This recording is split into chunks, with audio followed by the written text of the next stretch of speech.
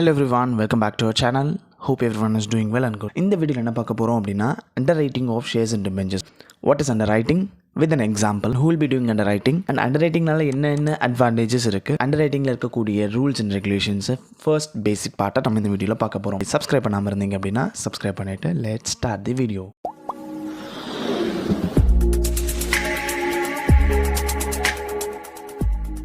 Now let's start with what is underwriting. Who is underwriter? The person who undertakes the process of underwriting of shares or debentures is called underwriter. Now let's see what is underwriting and why do we need underwriting services. Shares and debentures is the way in which we can raise a finance. A company can raise a finance. Say for example, let us assume ஒரு new company இருக்குது, அந்த கம்பெனிக்கு finance தேவை. எப்படி rice பண்ணுவாங்க? they'll be issuing shares and debentures. So ஒரு new company first time shares and debentures issue பண்ணுறாங்க அப்படின்னா that is called initial public offer. அப்படி இஷ்யூ பண்ணும்போது பப்ளிக் கிட்ட வந்து they may get a poor response. ஆப்வியஸாக புதுசாக ஒரு கம்பெனி வந்து என்னோட கம்பெனியில் நீங்கள் ஷேர்ஸோ டிபெஞ்சர்ஸோ வாங்குங்க அப்படின்னு சொன்னால் will the public be able to subscribe to the shares and debentures of the company? Definitely not. There will be poor response. ஏன் ஜென்ரல் பப்ளிக் பொறுமையாக சப்ஸ்கிரைப் பண்ணணுமே, ஏன் வெயிட் பண்ணக்கூடாதுன்னா அங்கே தான் ஒரு இஷ்யூ இருக்குது. பிகாஸ் ப்ராஸ்பெக்டஸ் இஷ்யூ பண்ணி 120 டேஸ்க்குள்ள 90% of the shares should be subscribed by the general public. This is the rule provided in the Companies Act 2013 section 69 subsection 1. So that is called minimum subscription. What is minimum subscription? Prospectus issue பண்ற டேட்ல இருந்து 120 டேஸ்க்குள்ள 90% of the shares or debentures should be subscribed by the general public. Subscribe பண்ணலனா என்ன, and அது வரைக்கும் அவங்க எவ்வளோ amount receive பண்ணாங்களோ that should be refunded. And at the same time அவங்களுக்கு கேபிட்டல் ஃபினான்ஸும் கிடைக்காது. So that is a reason why they are seeking the help of some institution or individuals saying, hey இங்கே பாருப்பா, என்னோட கம்பெனியில் ஷேர்ஸ் அண்ட் டிபெஞ்சர் இஷ்யூ பண்ண, இப்போ general public கிட்டேருந்து support எனக்கு கிடைக்கல. ஸோ அதனால் இந்த ரிஸ்க்கை நீ எடுத்து எனக்கு சப்ஸ்கிரைப் பண்ணி கொடு, ஷேர்ஸ் எல்லாமே அண்டர்ரைட் பண்ணி கொடு அப்படின்னு சொல்கிறான். So the process of providing guarantee to the company by the underwriter that okay நான் ஷேர்ஸை வந்து சப்ஸ்கிரைப் பண்ண வைக்கிறேன், அப்படி சப்ஸ்கிரைப் பண்ணலன்னா என்ன, நான் ரிஸ்க் எடுத்துக்கிறேன் அப்படின்னு சொல்லி அண்டர்ரைட்டர் எடுக்கிறது தான் அண்டர்ரைட்டிங் சர்வீசஸ் அப்படின்னு சொல்லி சொல்கிறோம். இதை பண்ணுறவர் யார்? Underwriters. And who can be underwriters? Financial institutions, banking institution, joint stock companies, partnerships and individuals, இவங்க எல்லாமே அண்டர்ரைட்டர்ஸாக தே கேன் ஆக்ட் அப்பான். இந்த எக்ஸாம்பிளில் பார்த்தீங்கன்னா PQR new company, they are in need of a capital for which they are issuing 1 lakh shares at 10 rupees each. So இப்போ என்ன பண்ணுறாங்க, அவங்க இஷ்யூ பண்ணி 120 டேஸ்க்குள்ளே 90% of the share should be subscribed. அப்படி இல்லைனா அது வரைக்கும் அவங்க எவ்வளோ ஷேர்ஸ் ரிசீவ் பண்ணியிருக்காங்களோ அந்த அமௌண்ட்டை வந்து they should be refund them.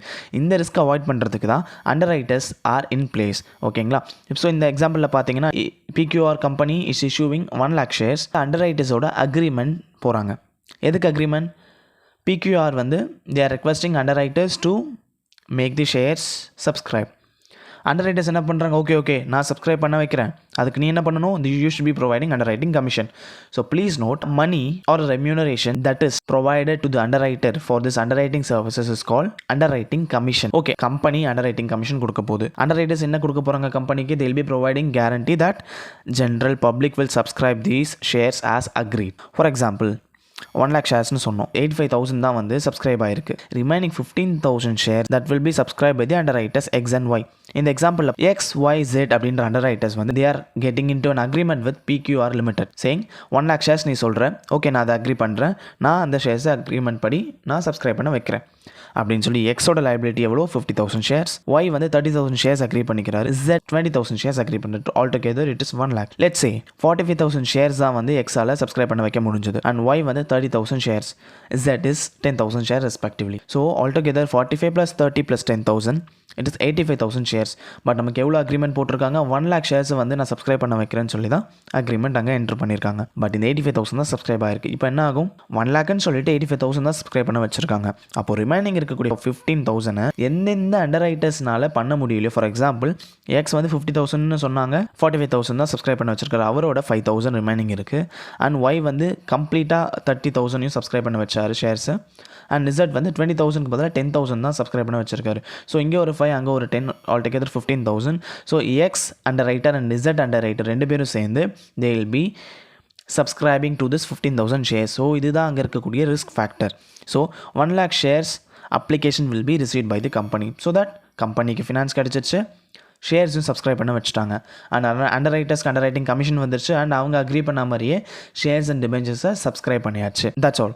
This is all about underwriting, underwriters and shares எப்படி சப்ஸ்கிரைப் பண்ணுறாங்க அண்டர்ரைட்டிங் படி. இப்போ இந்த எக்ஸாம்பிளில் நம்ம பார்த்தோம், எக்ஸ் 50,000 அக்ரி பண்ணார், ஒய் 30,000, இசட் 20,000. எந்த அண்டர் ரைட்டர் வந்து ஹெல்ப் பண்ணியிருக்காங்க, எந்த அண்டர் ரைட்டர் மூலமாக இந்த ஷேர் சப்ஸ்கிரைப் ஆயிருக்குன்னு சொல்லி எப்படி நம்ம ஐடென்டிஃபை பண்ணுவோம், அதுதான் இப்போ நம்ம பார்க்க போகிறோம். How to identify the number of application receive through underwriters so that the liability of underwriters will be known by the company.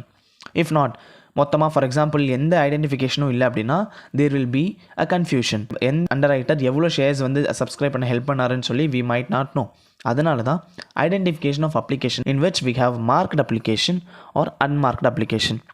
What is marked application? It is self-explanatory. Marked application. Application there will be some markings.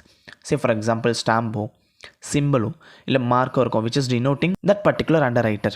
இதை share அப்ளிகேஷனில் mention பண்ணியிருப்பாங்க through which we can identify. Okay for example எக்ஸ்ன்ற அண்டர் ரைட்டரோட seal ஒரு stamp ஒரு simple இருந்துச்சு அப்படின்னா ஓகே இந்த ஷேர் அப்ளிகேஷனை எக்ஸ்ன்றவர் தான் ஹெல்ப் பண்ணியிருக்காரு, இட் ஹஸ் பீன் சப்ஸ்கிரைப்ட் அப்படின்னு சொல்லி கம்பெனிக்கு தெரியும். அதுவே அன்மார்க்னா என்ன? There will not be any stamp, there will not be any symbols, there will not be any marks of underwriter in the share application.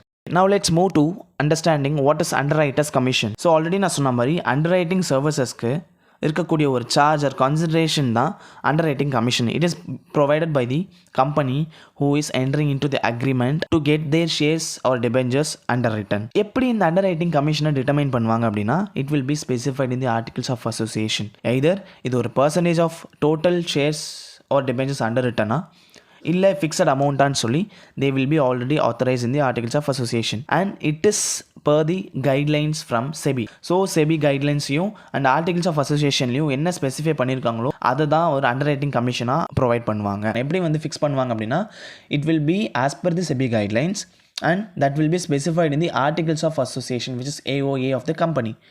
என்ன அப்படின்னா ஆல்ரெடி எவ்வளோ பர்சன்டேஜஸ் ஆஃப் கமிஷன் கொடுக்கணுன்றதை ஃபிக்ஸ் பண்ணியிருப்பாங்க. பர்சன்டேஜ்னு சொல்லும்போது on the total shares and debentures that are to be under return.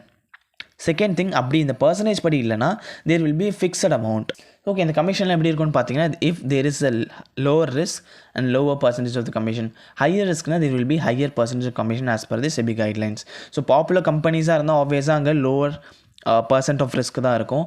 அதுவே new கம்பெனியாக இருந்துச்சுன்னா ஆஸ் வி சீன் பிஃபோர் அந்த இடத்துல ரிஸ்க் ஃபேக்டர்ன்றது அதிகம். So there will be high amount of commission to be provided to the underwriters.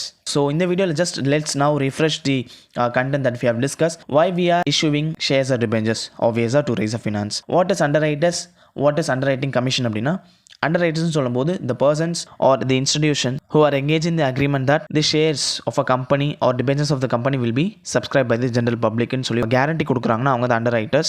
underwriting commission என்ன? underwriters அவங்க சர்வீஸை ப்ரொவைட் பண்ணுறதுக்காக இருக்கக்கூடிய கமிஷன் ஆர் சார்ஜ் தான் underwriting commission சொல்கிறோம். எப்படி ஒரு அப்ளிகேஷனை நம்ம ஐடென்டிஃபை பண்ணுறது? எய்தர் இது அண்டர் ரிட்டன் பண்ணுறோம் அப்படின்னா இந்த அண்டர்ரைட்டர்ஸ் கிட்ட வந்து ரிசீவ் பண்ணுறோன்னு எப்படி கண்டுபிடிக்கலாம்? Through way of marked or unmarked application. Marked அப்ளிகேஷனாக இந்த ஷேர் அப்ளிகேஷன்லேயே எய்தர் ஸ்டாம்போ சீலோ சிம்பிளோ இருந்துச்சு டினோட்டிங் அண்டர்ரைட்டர் அப்படின்னா அது marked application.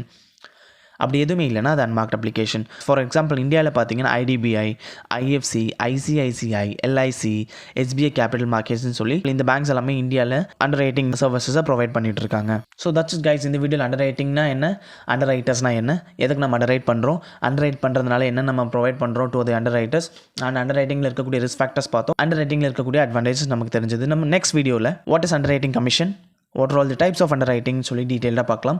And thanks for வாட்சிங். இந்த வீடியோ பிடிச்சிருந்துச்சுன்னா லைக் பண்ணுங்கள், ஷேர் பண்ணுங்கள், கமெண்ட் பண்ணுங்கள், மறக்காம சப்ஸ்கிரைப் பண்ணுங்கள். அண்ட் இந்த வீடியோவில் நம்ம பார்த்த இந்த கண்டென்ட் எல்லாமே PDF ஃபார்மேட்டில் டிஸ்கிரிப்ஷனில் இருக்க லிங்க்கில் கொடுத்துருக்கேன், கிளிக் பண்ணி டவுன்லோட் பண்ணிக்கோங்க.